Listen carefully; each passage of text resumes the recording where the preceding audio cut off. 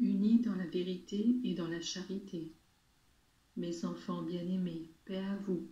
Je suis Jésus Rédempteur, frère et époux de vos âmes. Je suis ici pour vous inviter à achever dans le monde ce que j'ai commencé.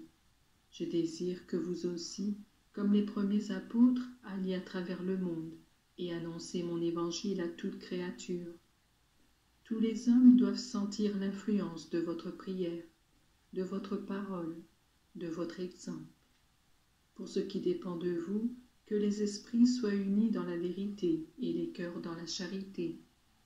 Comment pouvez-vous réaliser mon plus grand ardent désir d'unité, vous qui êtes tellement incapable et qui exercez votre activité dans un espace aussi limité?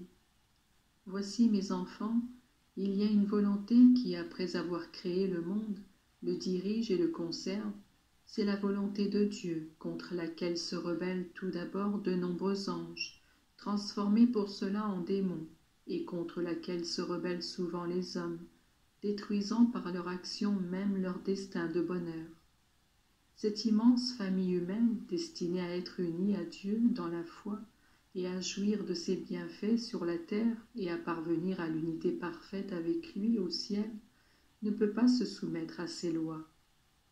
Chaque tête est un petit monde, dit-on, et chacun pense se construire un décalogue et un credo modelé sur ses propres goûts et sur ses propres inclinations. Cette rupture créée par le premier péché, bien qu'elle ait été réparée par ma passion et ma mort, est toujours actuelle, toujours plus douloureuse, au point de sembler inguérissable. Qu'est-ce que je vous demande, mes enfants?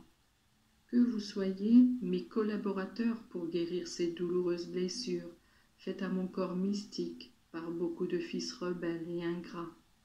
Chacun de vous a des possibilités inimaginables. Il faut que vous fassiez de votre volonté une seule chose avec celle du Père. La vérité est souvent menacée de souillure. Il faut chaque fois remonter aux sources et rendre toujours plus pure votre foi. Le Seigneur, qui vous a fait don de la foi, veut votre fidélité de tout instant, même quand les vents tourbillonnants et contraires menacent de tout emporter.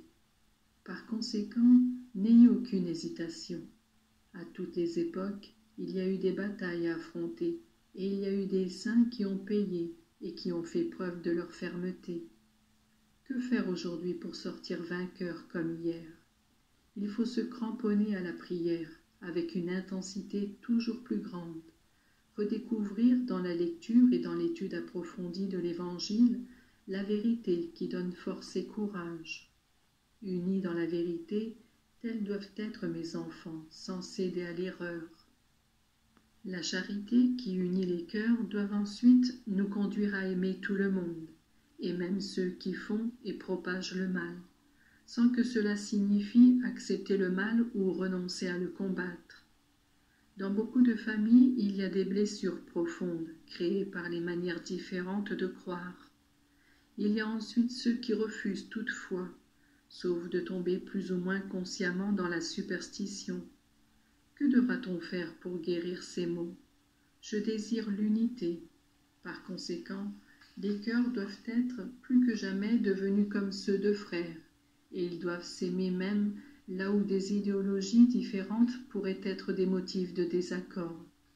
Mais devrez-vous pour cela quitter les eaux tranquilles, ou ne devrez-vous pas, au contraire, faire dans la limite du possible cette évangélisation pour laquelle je vous ai appelé? Je devrais vous appeler des chiens muets, si vous ne deviez pas exposer en temps et en lieu la vérité de la manière que Dieu veut. Ce qui vaut pour les familles vaut partout. Laisser courir le mal, c'est s'en rendre responsable. N'en est-il pas ainsi dans les sociétés humaines?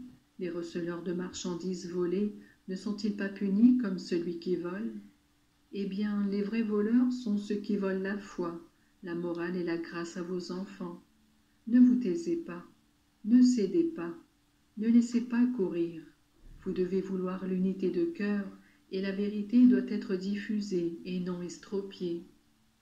Lorsque dans un institut religieux adviennent des divisions et des incompréhensions, c'est comme si le démon était entré. En effet, il se réjouit de diviser parce que c'est seulement ainsi qu'il peut triompher. Que doivent alors faire mes fils, mes filles, mes épouses? Ils doivent continuer à s'aimer et étudier à la lumière de l'Évangile et de leur saint fondateur quelle éventuelle modification apporter. De son côté, celui qui est consciemment dans l'erreur, ayant de son côté le malin, pourra user d'arrogance, de mensonge et de violence.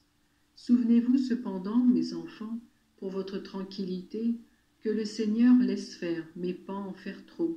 Et lorsque la victoire vous semblera moins certaine avec l'aide de Dieu, vous vaincrez. Il suffirait que vous jetiez un coup d'œil à l'histoire de l'Église, pour voir combien de fois, durant les persécutions et les divisions créées par les hérésies, celle-ci a semblé s'évanouir définitivement. Après les persécutions, l'Église se remettait à resplendir, plus forte qu'avant. La force, la lumière, la grâce, qui, partant de mon cœur, investissent vos âmes et ne font jamais douter et renforcent avec votre fidélité votre amour.